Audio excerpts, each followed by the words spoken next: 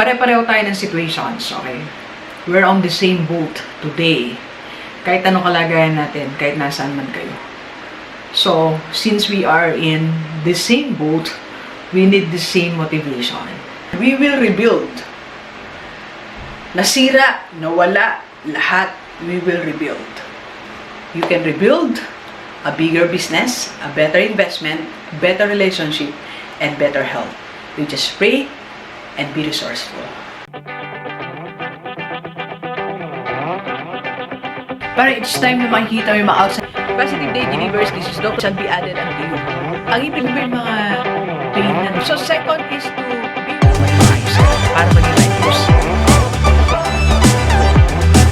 Start your journey on how to become rich. Thank you very much. Let's go, let's go.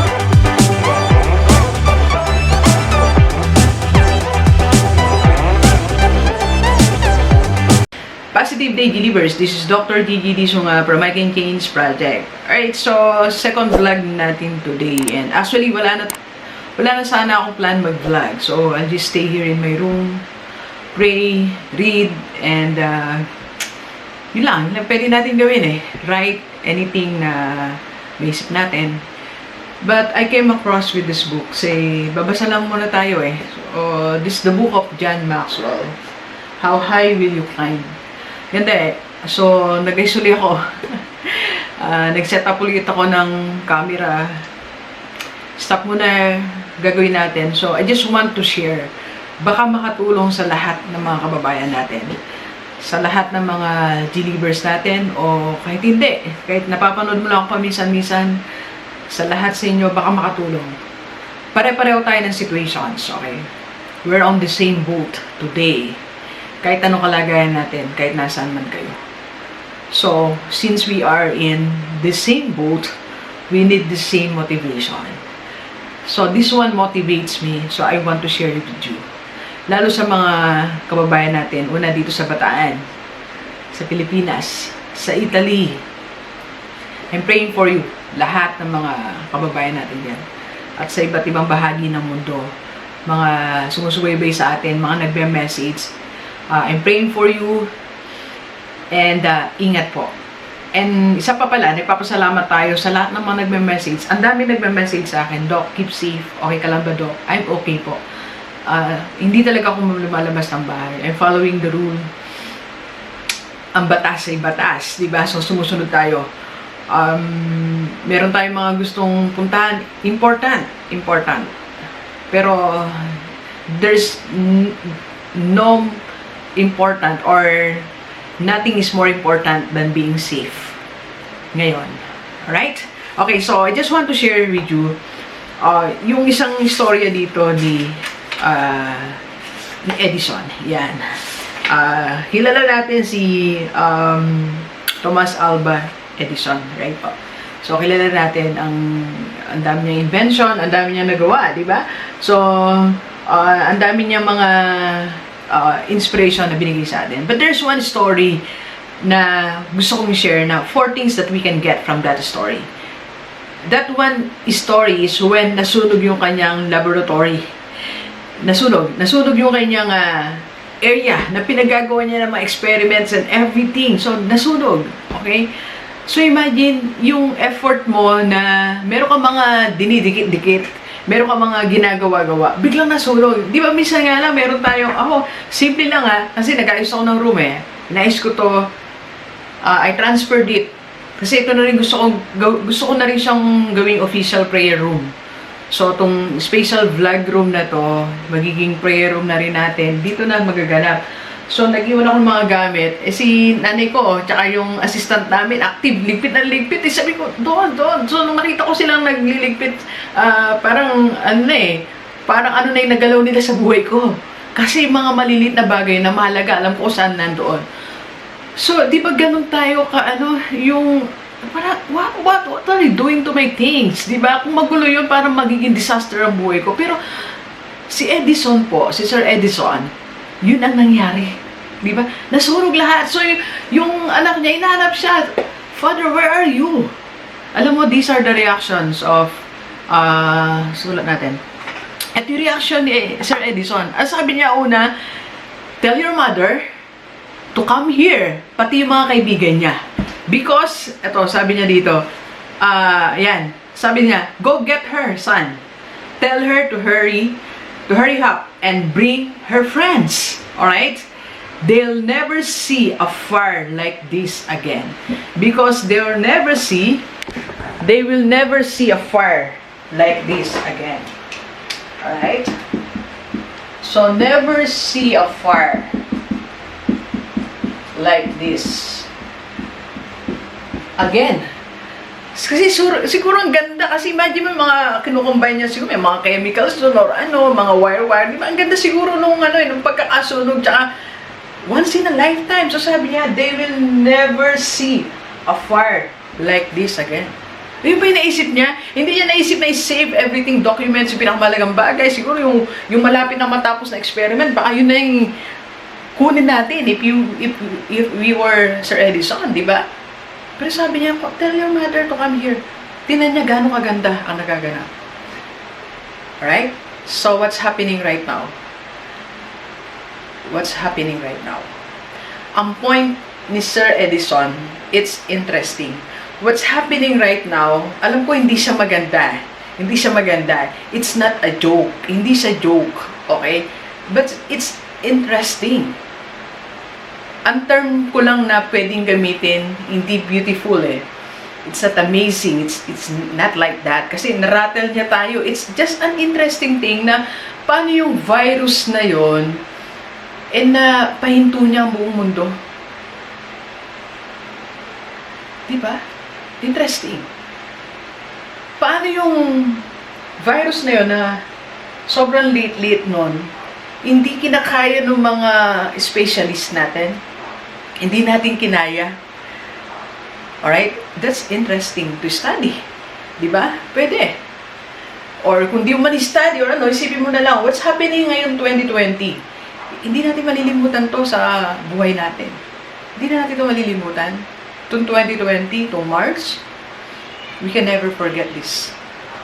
We will never see a situation like this again. It will never happen again. Alright? Interesting.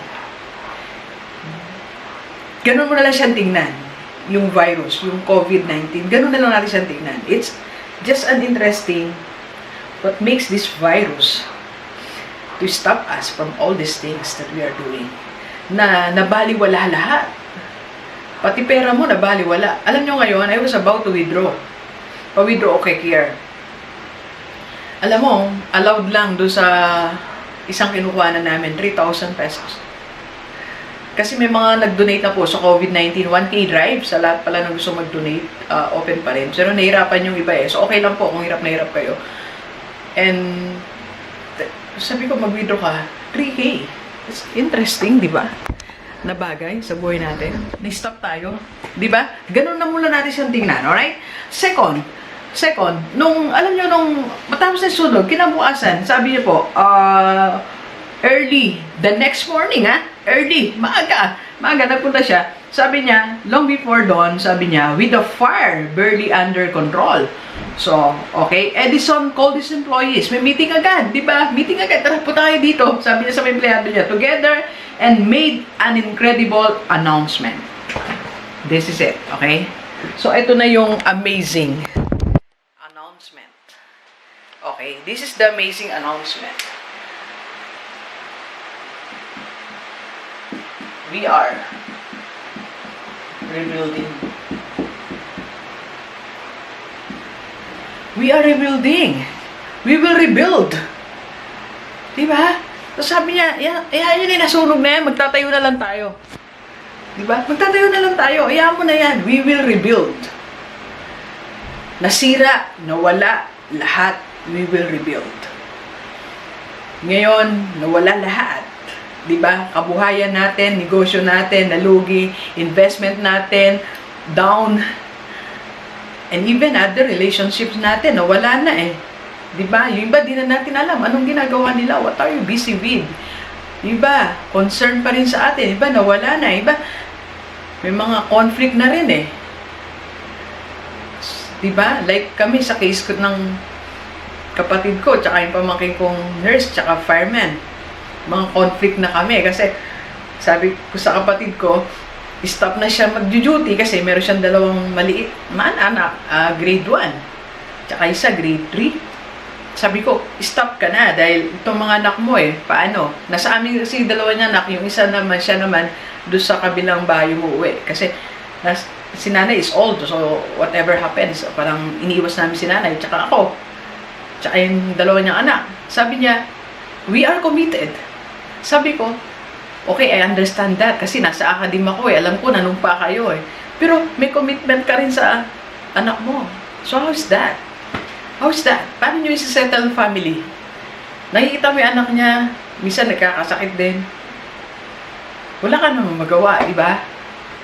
So may mga ganon. Pero hindi mo kami nag-away ng kapatid ko kasi decision niya yun Decision. I understand the commitment. I understand that. I know the term commitment.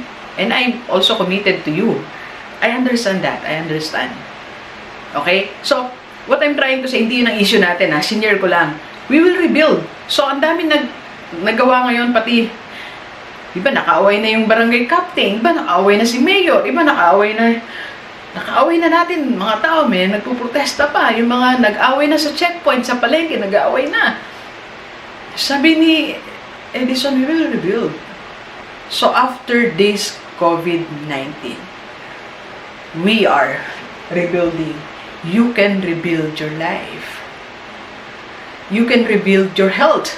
So ngayon, dapat mo nang pagtuunan ng pansin ang health mo. Napakahalaga pala. Ito yung isang na-realize natin na mas mahalaga yung health mo. Diba? Ngayon, diba, conscious na conscious tayo We are always drinking water, lahat.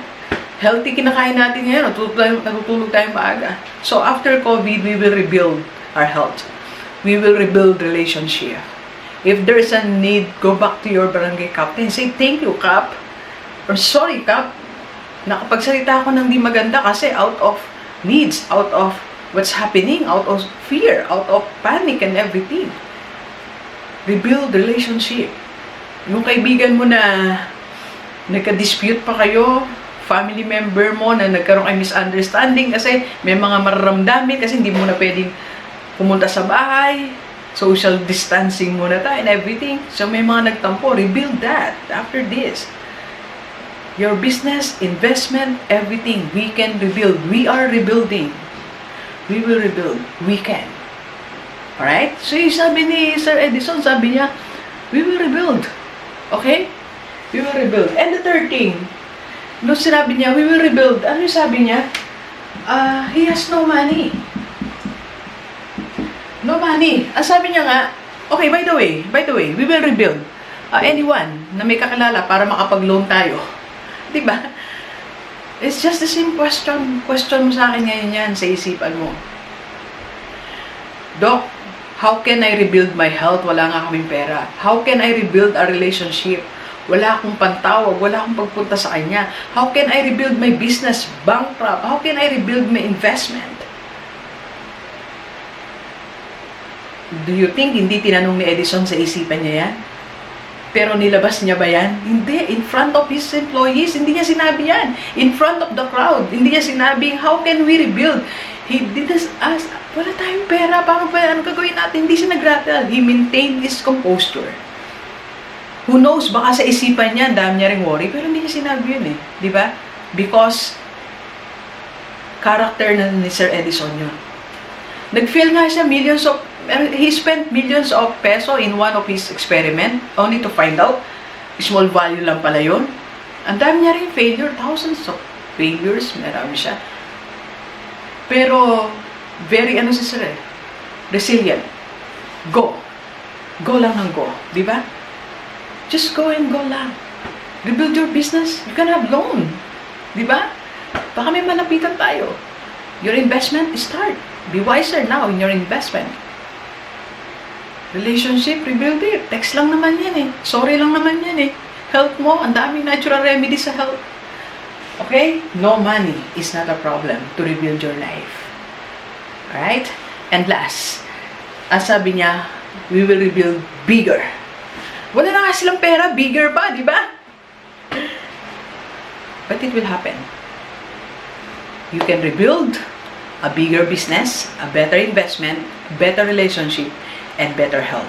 You just pray and be resourceful. Alright? From my heart, from the heart of Doc Gigi Sunga, I'm praying for you and take care. Okay? Huwag na po tayong sumali dun sa mga labas na labas kung hindi rin lang emergency at importante. I'm praying for you. Together, we can rebuild everything na naruin ngayon. Alright? Okay, so please share this video sa lahat ng mga kaibigan natin. Kahit OFW o dito sa Pilipinas para sama-sama tayong mabago at umunlad ating buhay. Thank you very much, Gilibers. Enjoy the rest of the day and I love you all. Let's go, let's go!